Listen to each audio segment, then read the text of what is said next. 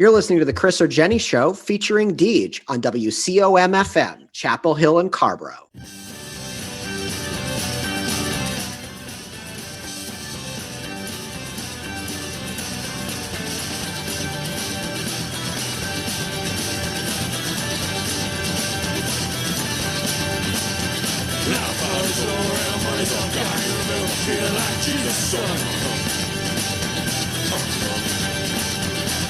Now your God has left your side. Now you're going to get crucified. They're going to crucify you. Crucify you. Crucify you. Crucify you. And also cockfields back home. Back home. Too late to jump out, crack a slide. You gotta carry that shit that drug around. When it comes to you, that Jones in your brain, and even your mother won't know you're sane. First night out some Sunday shit's nasty, they want drunk and rich. They gonna crucify you, crucify you, crucify you, crucify you, and also cotton fields back home, back home. Back home, back home, back home.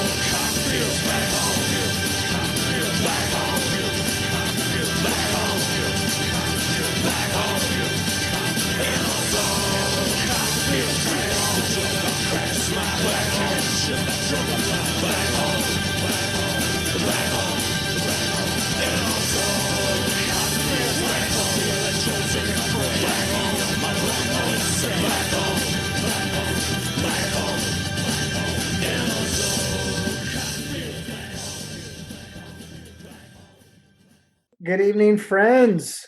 Good evening, Christopher. Good evening, Deej. We're back. Back in the saddle.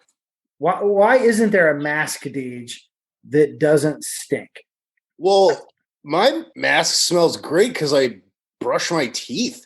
Oh, okay. Possibly you just have horrific breath? That is possible. But here's the thing. I figured something out, Deej. I absolutely hate wearing a mask. I do it because it's my civic duty. I do the right thing. I wear the mask. And there's been a lot of innovation in the mask industry. I don't know if you realize this. For kids' masks, they're now adjustable. They're all different colors. There's different filters and this and that, Deej. But every mask I put on, this is why I hate them, Deej. They smell like a combination of warm egg salad and old coffee. Is that just me, or why can't they make them smell like peppermint? Man, it could be so many different reasons. Are there peppermint Tide Pods you could like wash in the washing machine? It's not like we now only have the light blue, Carolina blue mask. There is innovation in that industry. Why not make them smell good, man? You know, smelling is dead last on the senses of what most people are thinking about. Didn't you think there'd be like a smell-o-vision by now where you could like somehow convey the smell of something? No, not even close. That's not a thing that is anyone even working on that? No, there's no demand, right? It's last on the list is what you're saying. Yeah, I mean, like, you know, if you're watching a coffee commercial, it'd be nice to be able to smell the coffee. Oh, yeah, that is a good idea. But my goodness, Deej, we all have to wear a mask. Yeah. And, you know, I've got in my house that say, like, you know, Cleveland Browns. I'm sure you can get one that says Ford on it if you want. But my God, I can't get one that smells like eucalyptus. So no solution there on your end. Okay, maybe by next episode, Deej. I'll get the boys in the lab on it. In honor of tonight's guest, Kevin Smokler, who I'm really excited about, and I'm excited about this movie. Normally, Deej, we go around and we say hello to different cities where we know we have fans. But tonight I want to do something a little bit different. Okay. I want to say hello to different record stores. So let's do that. Yeah. Okay, so how about hello Analog Underground in Providence, Rhode Island? Welcome. That's a cool name, Analog Underground. Yeah. How about? Well, I thought you did. I actually did think you named it. My attorneys has advised me to, not speak on the matter. Yeah. Sorry. Thanks for understanding. Hello to Normals in Baltimore, Maryland. That's a cool one. Normals. Deej, I got a cavalcade of music shops in Columbus, Ohio. Listen to this. Lost Weekend. Okay. Spoonful. Ooh. Elizabeth's. Yeah. And my brother David's favorite, and I used to love this shop too, Used Kids Records. So hello to all those folks. Very cool stuff. Yours and my old stomping ground. Mm-hmm. And I used to live walking distance to Lost Weekend Records. Yeah, I used to walk to High Street and walk up and down. Hell yeah, you did. Let's go local here. So All Day Records in Carborough. Okay. And then there's School Kids Records is actually a chain. I didn't realize this until today. I knew there was one in Raleigh and Chapel Hill. I recently learned there's one in Boone, North Carolina. So I'm going to call it a chain, Deej. School Kids Records, a North Carolina-based record chain. 3 makes it a chain, I'd say. So hello to all. Kind of how it's okay to have 2 cats, but 3 and you're a crazy cat lady. Just same thing, except with record shops. Deej, now you know our audience loves. I can't believe how popular this segment is. When you give the news from Durham, North Carolina. So while we're waiting on Kevin, Deej, what do you got for us? Well, I don't want to give away my sources, and I'm kind of risking my career here, but mostly just kind of hanging out alone at my house with my dog. Go to the grocery store 2-3 times a week. Get some produce, get some roughage. I'm not getting any younger. So roughage is what we have to offer our audience for a new. Yeah. Is that what you're telling me? Okay. Yeah. It just kind of helps keep everything on track. Woo! What a pro you are. Yeah. Speaking of the digestive system, there's I memorized the 3 parts of the intestine because the initials are IDJ. So I'm just like, IDJ. So there's the ileum, jejunum, and duodenum. Roughage helps all 3. Nothing like some good roughage. Mm-mm. A rest in peace to Vinyl Visitor. That was a record shop from my hometown. Yitkadolva, Yitkadash. So here he is. Let's get him in here. Welcome to the Chris or Jenny Show, Kevin Smokler. What's up, man? Appreciate that. Good to see you both. Yeah. You're on with the great DJ Simons here. Thanks, man. Thanks for keeping it musical. It's a rare honor to be on the air with Deej, Kevin. So good. Glad to hear it. You lucky few. Brother, we are honored to have you on. I'm really excited about the movie Vinyl Nation. And tell us a little bit about yourself, and then we'll just kind of dive in. This is my first film. It's not Chris's. Chris Boone, my co-director, is a veteran filmmaker. He's done a feature film called Cents, C-E-N-T-S, in 2013, which you can find on iTunes. And I described, to his dismay, as Mean Girls Meets Wall Street. It's a fantastic movie. And then he's done a bunch of shorts too. But it's both of our first documentaries. I come from writing books. That's my day job. And Chris and I went to college together, but we probably hadn't seen each other in 20 years. And then in 2016, I was on book tour. I wrote a book called Brat Pack America, A Love Letter to 80s Teen Movies. And Chris got in touch with me. I live in California. He lives in New Mexico. And he said, why don't you come out? I'm looped into the local filmmaking community here, which in Albuquerque means everybody who's worked on Breaking Bad. And then and said, listen, we'll screen The Breakfast Club or Pretty in Pink or something like that. And you can talk about it afterwards and we'll sell some books. Yeah. And we hit it off so famously that it was clear that we worked really well together. And I had been touring for almost a year when we started doing these things, and I was kind of ready to stop.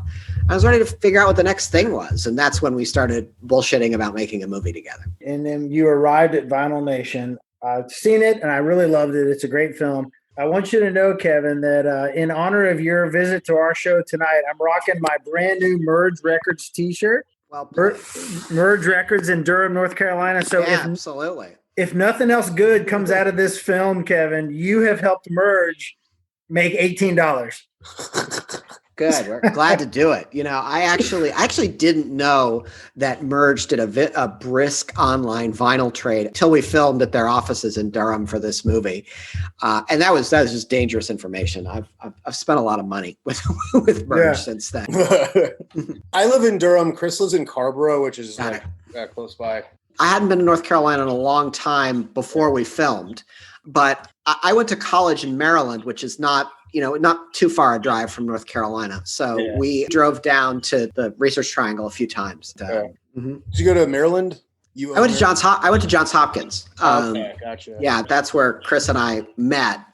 Neither one of us ended up practicing medicine or working in Washington, D.C., which is where most people who go to Hopkins end up. My baby brother is a freshman at University of Maryland, and I went up and visited him a little bit before COVID. It's a good school. A terrible drive, like under 5 hours. Very doable. Yeah, and College Park is one of those towns. Yeah, College Park is one of those towns like State College, Pennsylvania, where the whole town is the university. So Chapel Hill is pretty much the same thing. Yeah, I love Chapel Hill. Yeah, man. I started to tell folks that you were going to be on the episode, and a lot of my vinyl collecting friends and family kind of started coming out of the woodwork. And my friend Raj that lives here in Chapel Hill knows Chris Boone really well. Actually, several people know Chris Boone. That's nuts. So you're the third filmmaker we've had on, and they've all had to change drastically due to the pandemic, Kevin. The movie itself is super cool, and I got to imagine the initial plan for the launch of the movie was super cool and super awesome, but then you had to change it completely. So what was the initial plan to launch the movie, and then also tell people what you're kind of doing now? So our initial plan was pretty conventional. We finished the movie in February of this year. We had already applied to spring film festivals.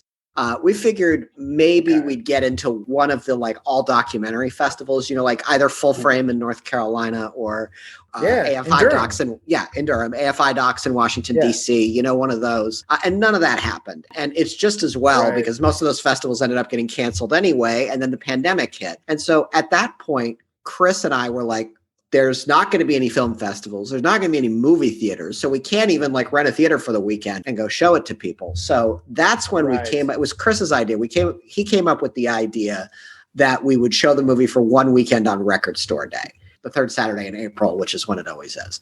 So what we ended up doing is, in addition to releasing it for one weekend in April, we decided once Record Store Day had been rescheduled to 3 separate Record Store Days in the fall, that we would launch the movie virtually, i.e. you could rent it and see it digitally at home on August 28th, the day of the first Record Store Day. And because we had very successfully partnered with record stores back in April, we decided to do the same this time. But because we weren't confined to record stores, because it was, it's an idea, we were making it up as we went along. We have 100 ticketing partners this time between record stores and independent movie theaters and live music venues, all places that really need our help right now because these are awful times. Yeah, so you can go to our website, vinylnationfilm.com. You'll get a list of 100 places where you can purchase a ticket from, and half of your ticket price goes directly to that part. Vinylnationfilm.com. Yeah, and then from there, you can rent the movie for 72 hours, see it on your home computer or Chromecast it to your TV. I'm going to name a few here. Alamo Draft House in Raleigh, North Carolina, Main Street Vinyl, Hamilton, Ohio, the Neon in Dayton, Ohio. How did you pick these partners? And if some theater wanted to join this party now, or is it too late? No, we're around until November 30th, which is the day after the last Record Store Day of the year. So it's the Monday after that. We actually had a theater in Virginia sign up just a couple days ago. If the Chelsea Theater in Chapel Hill, North Carolina contacted you tomorrow, they could potentially get on this list?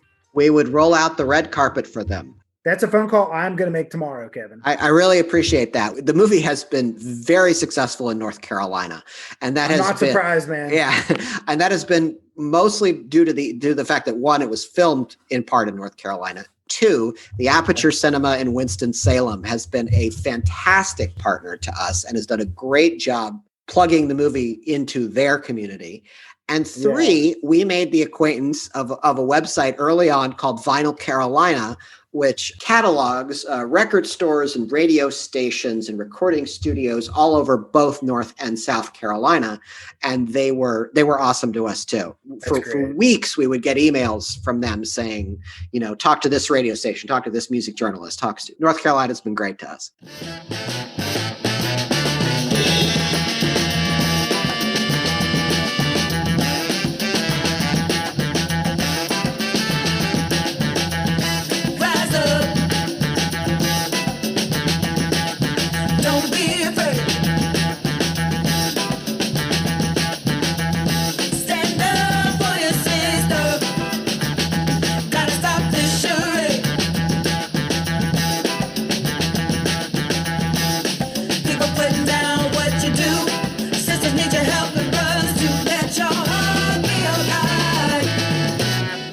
Strength can push us through.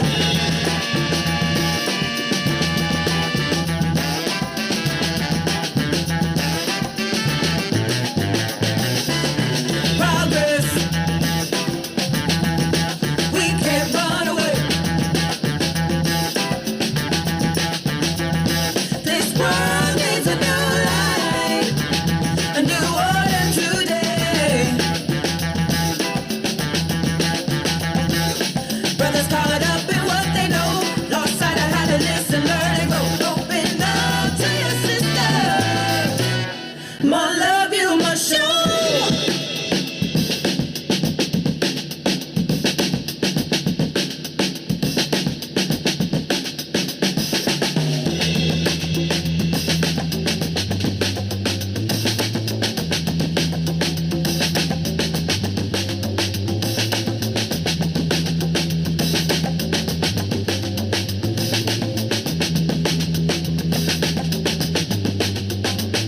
Let's move toward a brighter day.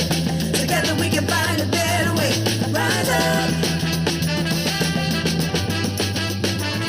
Let's move toward a brighter day. Together we can find a better way. Rise up.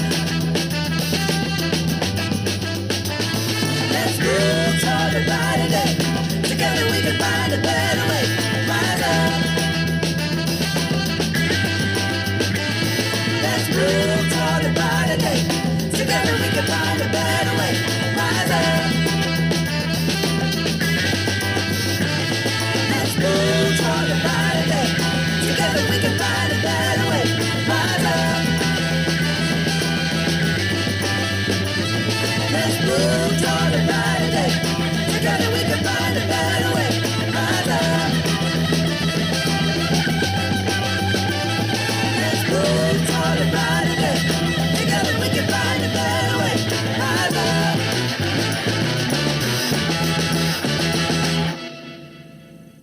So give us a good synopsis, Kevin. The movie's a documentary called Vinyl Nation. It's about the comeback of records in America, the 15-year comeback of records in America, the diversification of vinyl fandom, and the connective power of music. Very cool. So what do you think it is about vinyl per se that catches the nostalgia that, like, I don't ever see people going around with cassettes or, CDs or anything. So like, what is it about vinyl? Is it something physical or like kind of the era it represents? Or why do you think vinyl is here to stay, but we're never going to see any cassette tape enthusiasts? There's a lot of good reasons for that. Maybe we are. There are some. There's a lot of good reasons for that. The one we like to say is that vinyl activates 4 of the 5 human senses. You can do everything with vinyl except taste it. Maybe you can taste it. I don't know. Yeah, no, I've never tried. Deej probably can. And streaming is only one of the 5 senses. Neither Chris nor I are anti-streaming, but it is largely a utility. It's not that much different than electricity or running water. You kind of turn it on and turn it off, and you only notice it when it doesn't work. The record has a romance and a magic to it based on its fundamental properties. It's bigger than your face. The artwork is beautiful. It's deep black. It's like staring into the night sky. It's fragile. And yet durable. You're never surprised when you see a 50-year-old record. You're kind of surprised when you see a 40-year-old cassette. That speaks to why there is a robust used record market, but there is not a robust used cassette or 8-track market. And part of the mystery and magic of vinyl is you don't quite you can see it working. You can see the needle touching the plastic, but you don't quite know how it works. A cassette, you can see the tape winding and rewinding, and there's not much romance to it. Whatever romance we had associated with the CD, and I had some growing up because it was round and shiny, and it worked on a laser, which was cool. Was killed by America Online, sending us thousands of CD shaped things in the mail and turning them into junk mail, essentially. Yeah. That's a good point. Yeah. Again, friends and family of mine who were into vinyl started coming out of the woodwork and telling their stories. And my brother, David, just to kind of add on what you just said, here's what he said he's the biggest record collector of my friends and family that I'm aware of. Here's what he said. A big point for me is that all used vinyl is small business. That's a big part of why I love it. Right? I mean, the record shop is connected to Main Street. It's 100% true. And that's always been one of the special things about vinyl is it's connected to a place. Not only where we listen to it, to it is always connected to home, but where we acquire it. If it's your thing, it's entirely possible to order up vinyl on the internet the same way you would order up a screwdriver or a mop. Like, you can do that.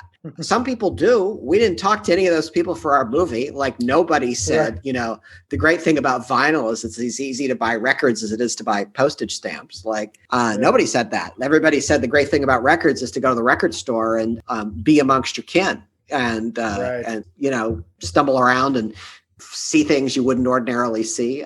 Vinyl people are seekers and treasure hunters for the most part. They are, yeah. And the towns you went to for this thing, my goodness. Here in North Carolina, Winston-Salem and Durham, but, Merritt Island, Florida, Louisville, Kentucky, Austin, obviously, Kansas City, Missouri. I mean, Baltimore, Maryland, a couple of stops. You guys went everywhere. I get why you chose some of the cities you went to because they were manufacturers of the industry, but how did you decide which record shops to go to? There's 1,200 record stores in the United States alone now. A couple of them are famous to the average person, like Amoeba in the Bay Area where I'm from. Some of them are famous to people who love to buy records, like Electric Fetus in Minneapolis. That's where Prince hung out.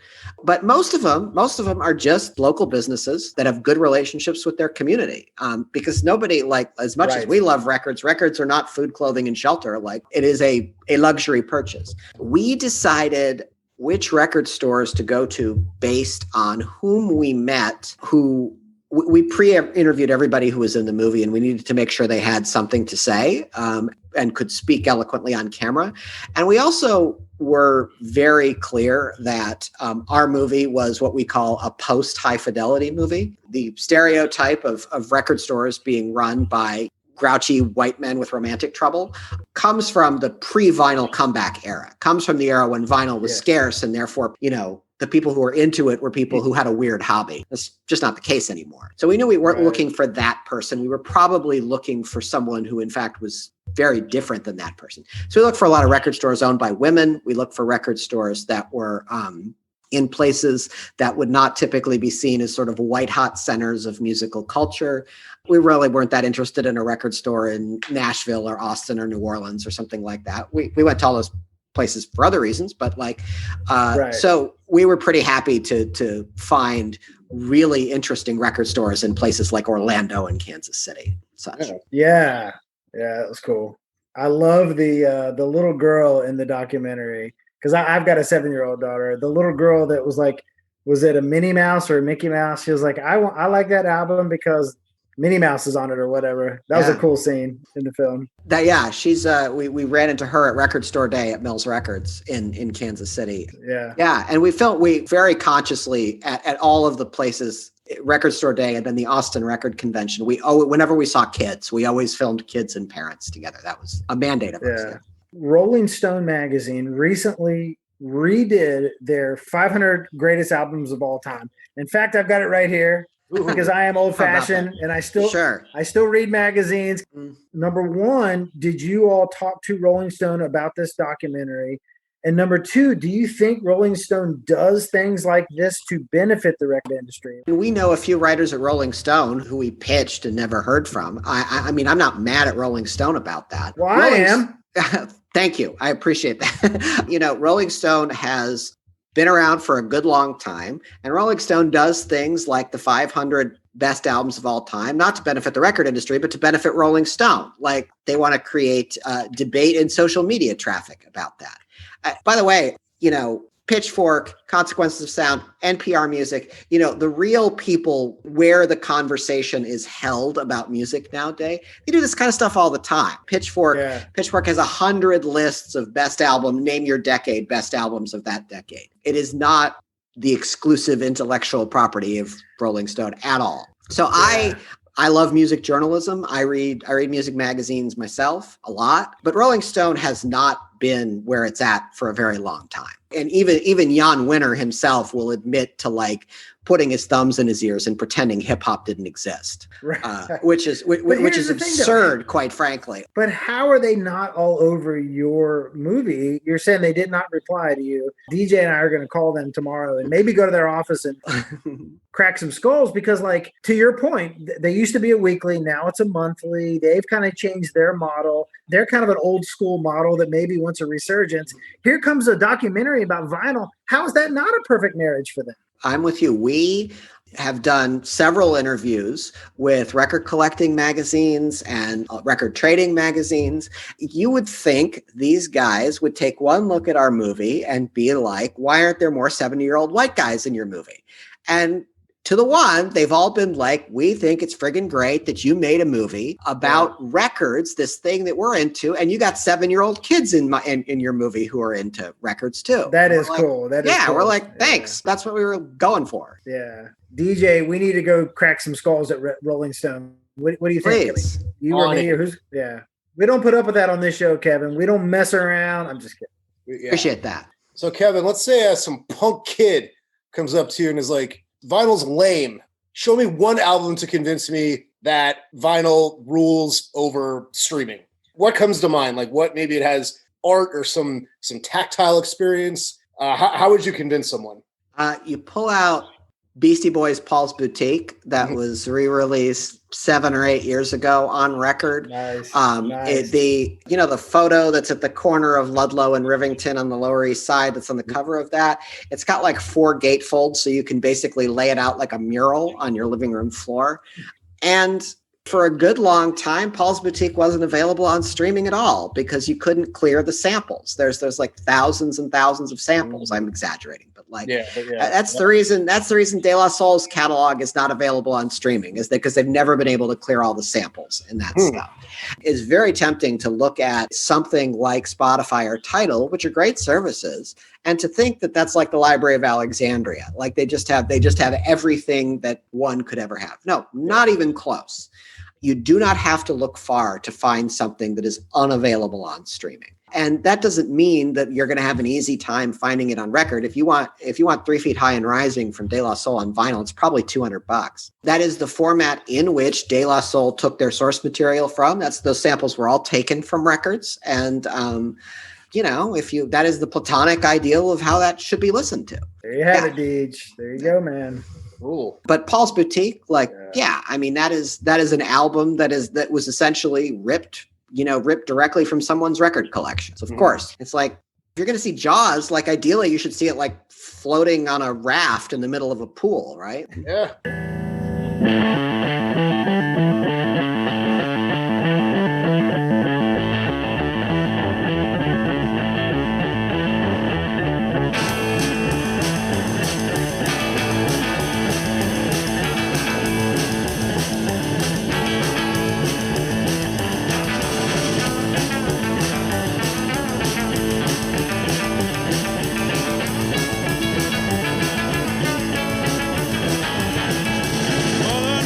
Smile and gave you a love letter.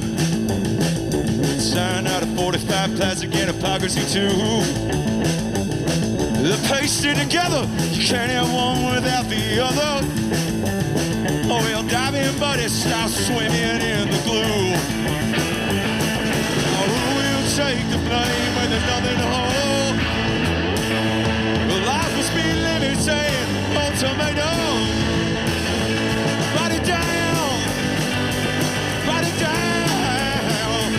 write it down, write it all the way down.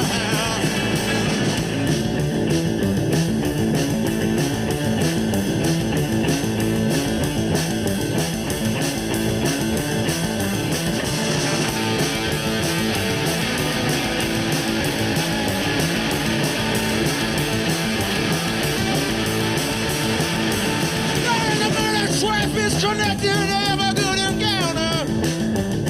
In every connection, there is a fatal end. The war is signed, and we're looking for the culprit. Don't worry, buddy, we're coming for you in the end. Who will take the blame when there's nothing to hold? Life must be limited, ultimatum.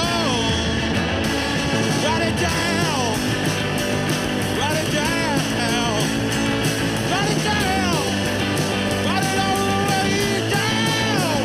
Meanwhile,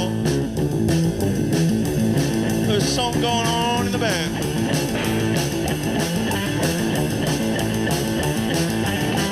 Something stalking you. Something gonna get you. I'm gonna make it hurt real bad. Make it hurt real bad.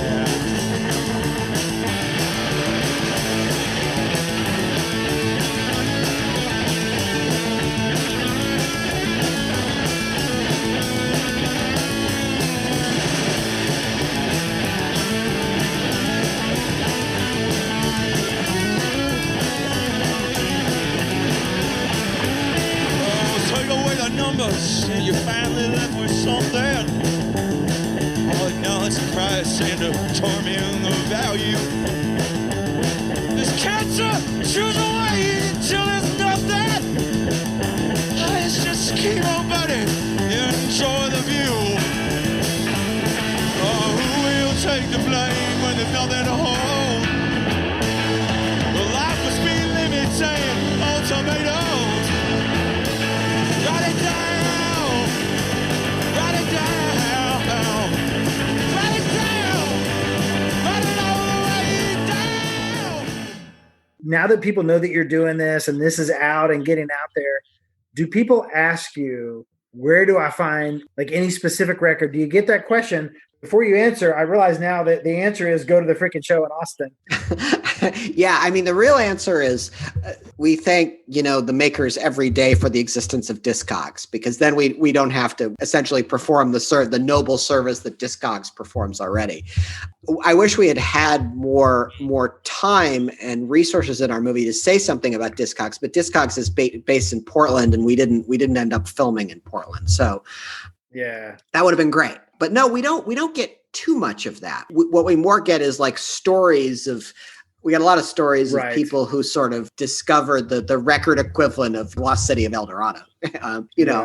My father had a copy of Willie Nelson's Red-Headed Stranger that was my favorite record when I was 5 years old. And then we moved and he lost it. And I haven't found this release of that album in 40 years. And then there it was, in a box in a thrift store, under a lamp. Yeah. My parents listened to 8-tracks. Do you guys remember 8-tracks? Sure. 8-tracks were gone from my family's life by the time I remember music. Kevin, you've inspired me, man. I really want to find the Pogues. I mentioned to you the Pogues is my favorite band. Red Roses for me was their first album, and then Rum, Sodomy, and the Lash. Mm-hmm. And again, now I'm not personally a collector, but my brother David is. I would buy those, take them to his house, listen to them there. Yeah, that sounds like fun. Like the Pogues to me are like the perfect band to have on vinyl. The sensation of listening to the Pogues is like being at a dark pub with a sticky floor. My wife and daughter are so sick of hearing the Pogues, but thank you for saying that. And I really appreciate the fact that the Pogues had 5 albums and broke up. It means that being a Pogues fan is within the human grasp. I feel very sorry for like Duke Ellington fans or Louis Armstrong fans, where you could hunt till the end of time and never have a complete set of that artist's record. Yeah, exactly. And I discovered the Pogues late. I was not 16 years old and angry when I discovered the Pogues. I was like 30. Yeah. So I was asking my buddy Raj, getting ready for tonight, who I mentioned earlier is friends with Chris Boone, and he was like, I've got records I haven't even opened yet. Yeah, I got a rule. If I'm going to buy something new, I have to have listened to everything that I bought previously. Right. And that just keeps me from becoming homeless and having nothing more than, than my records. Like, my favorite line or quote, I guess, in the movie, because it reminds me of what DJ and I are doing with this radio show. So one of the lines in the movie was something like, people are drawn to the inconvenience. Okay. This show that we do every other Friday at 10 p.m. is a live radio show. DJ brings it up all the time. We talk about it all the time. Man, we could do this as a podcast from our home, edit it, put it out whenever we want, or Friday night, 10 p.m., warts and all, live, equipment malfunction, etc. That's why that line from the movie kind of resonated with me, Kevin. Yeah, I get that. I mean, I think you have to be careful what your reasons are. There's a fine line between I think I make something better when it has these inconveniences versus like I'm too lazy to like make it the more convenient way versus I think it's punk rock to piss off the people who support the thing I do. And I'm not down with that. So I get it. I wouldn't be into records and a lot of the other things I'm into if I was into the most convenient way to do something. I also like applying cutting edge technology to old pursuits, which is why I love things like Discogs. And also that shop in Winston-Salem. Thank you for bringing that up. That's like a ultra modern furniture store for the record industry. Or tell me about that place in Winston-Salem. Yeah, Ember Audio and Design in Winston-Salem is owned by Chris and Jamie Livengood, a married couple. And Chris is a native of Winston-Salem. I think they both are, actually. Their thing is modern furniture and high-end audio equipment.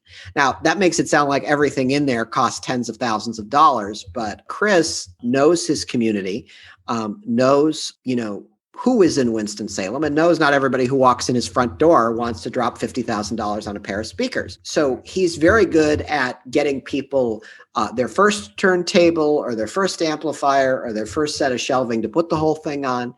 And I knew Chris because Chris used to sell audio equipment here in San Francisco, and he sold me an amplifier before he moved back to Winston-Salem, the town of his birth. Right. So I knew he knew a lot about audio equipment. I knew he could explain sound quality in a way that wouldn't bring our movie to a screeching halt.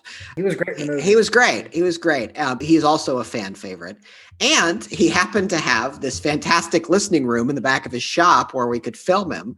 It sounded great and it looked great. He's probably sitting amongst $300,000 worth of audio equipment there.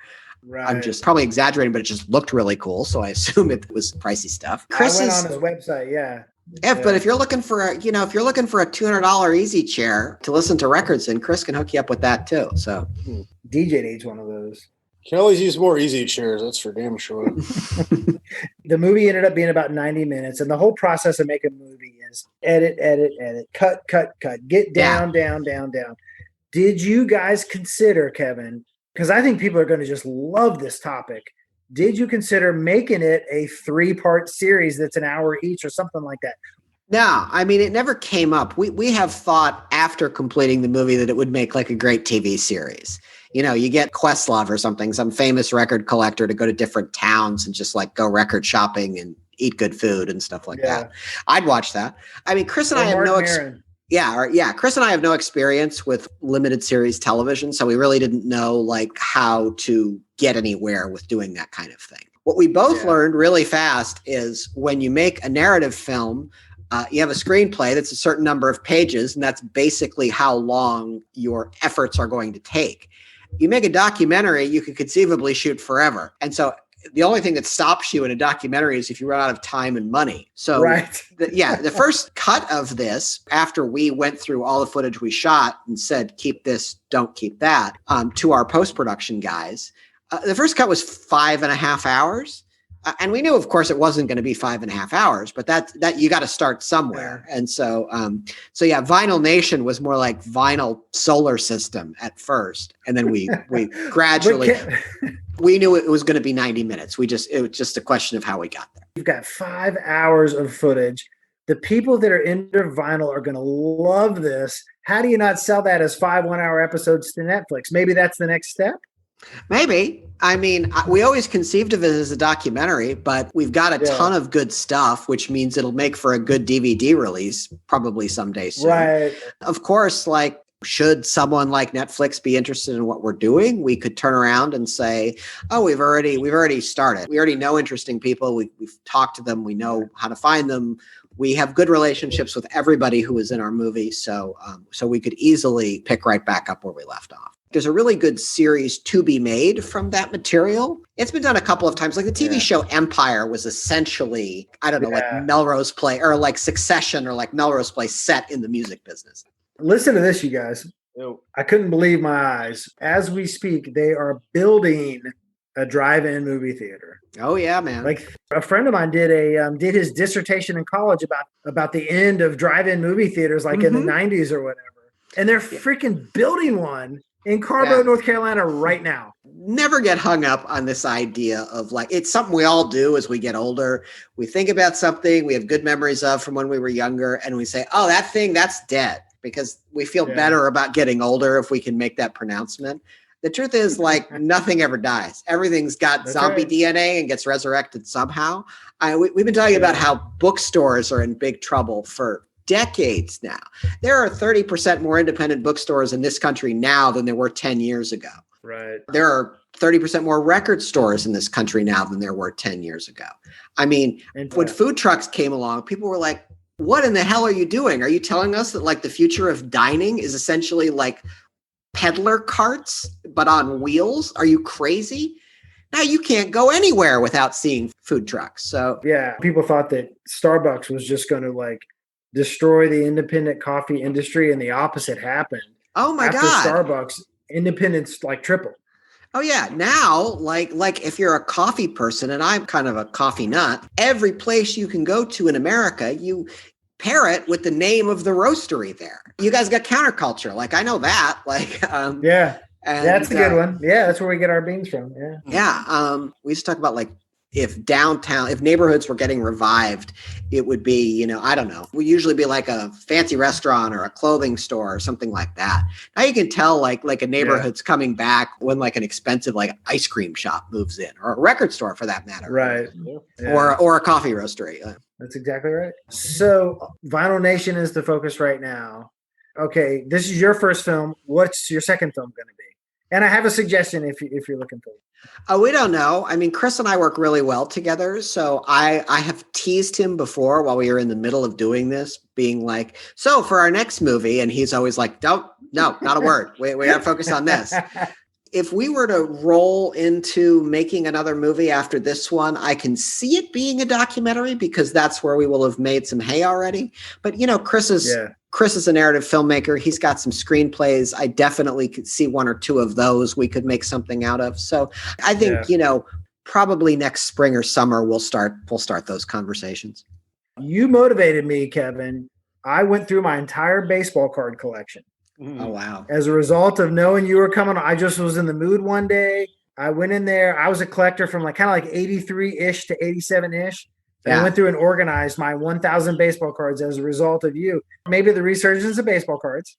I think there's something really interesting about like baseball cards. Baseball card companies have been around for a long time, but I would love to make a movie about like baseball cards as an industry. Like who in the world decides that like, how does Fleer, which I think came along later than Topps, how does Fleer decide there's an opening in the marketplace for what we do? Like I'm fascinated by that. Yeah, it's interesting. I'm a huge baseball fan, and I was a big card collector when I was a kid. Mm-hmm. Deej, what years were you mainly? 88 through 93 was kind of my sweet spot. There you go. So all my cards are worthless. I still have them. There was a documentary I watched. I think it's called Jack of All Trades. It's actually a really good documentary. It starts out about baseball cards, and then it just kind of takes a hard left, but it's really good. But anyway, the Jack described my era of cards as hard toilet paper. Just everything was overproduced. Nothing's rare. Nothing's valuable. Oh yeah, you know, is when they discovered oil. You know, basically like. But maybe 50 years from now, Deej. Maybe. Yeah, if I'm the only one that still has them. Who knows? Mm-hmm. And then, Kevin, the other suggestion I was going to make is, now this has come back, which is arcade video games. Oh, yeah. Now, every town now has a where there's arcade games in a bar. And DJ and I, before the pandemic, after our show, we'd walk right down to Baxter's Arcade, have a beer, and play Miss Pac-Man or NBA Jams or whatever. So I know there's some small-time documentaries about video games, but maybe arcade video games, Kevin. There was a not great documentary made about the early days of Atari, which I think is a fascinating story. Like that definitely needs to be made. And there's probably like an equivalent to be made. Like I remember the Activision cartridges for the early 2600 actually had the pictures of the people who designed the games. David Crane was responsible for Pitfall. And then many of the early Activision games. Pitfall is genius. Like I played that as a kid. Just you just falling down and there's like a little. I would love to figure out like what David Crane is up to these days. By someone, I think you mean Kevin Smokler. Yeah, maybe. Well, let's say it one more time. So the movie is Vinyl Nation. If you want to learn more, vinylnationfilm.com. Yeah. Before I've learned a little bit more, I thought this would be a good joke. You guys both talked about how Spotify and records marry together.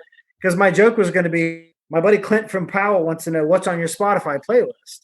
I thought that'd be funny for a record guy, but the fact that Spotify and records are so closely, it's not that funny. I like to say that like Spotify is like the library card catalog. It's how you decide what you're going to, what you're going to later buy or take out of the library.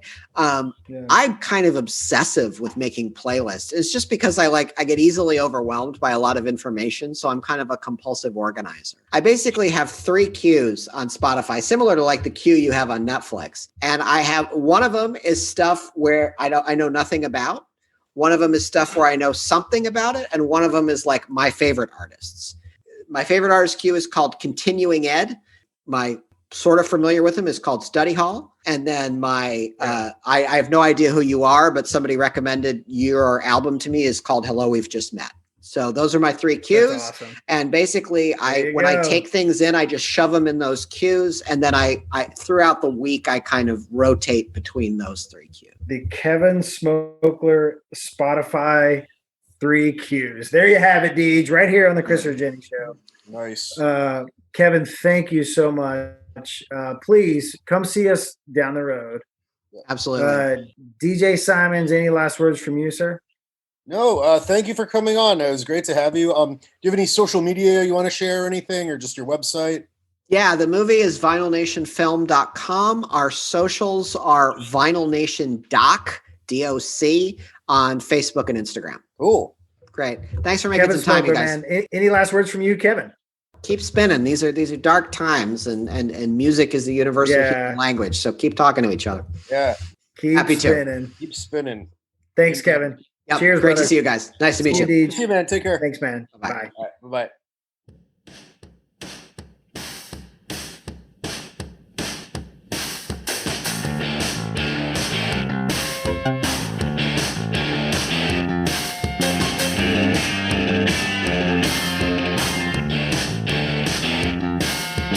Look up ahead, I got a signal. Wave for emotion from under the table. You like a cataract covering my eyes from far away. You're acting civil, don't you remember? No air in my lungs from here to December. You like a cataract covering my eyes from far away. Waiting to wait for affirmation to appear. It's in my face, no time of day can I see clear. Your pretty face, till there's nothing in the picture. Just a shape I can't shake it like a cataract covering my eyes from far away.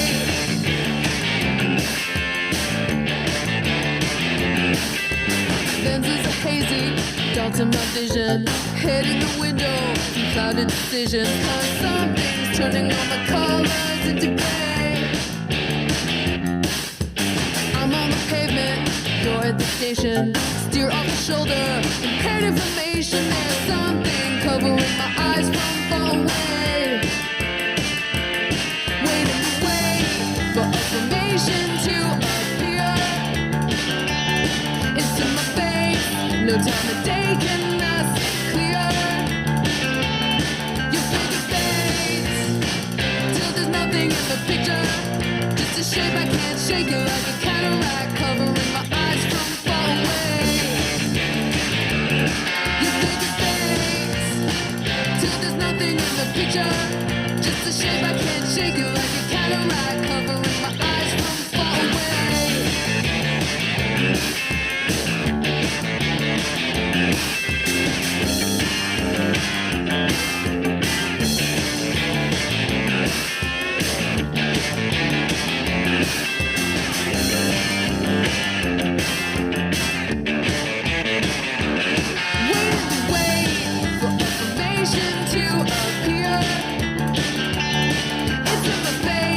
No time of day can I see clear. You feel the face till there's nothing in the picture. Just a shape I can't shake it like a cataract covering my eyes from far away. Wait for information to appear. It's in my face. No time of day.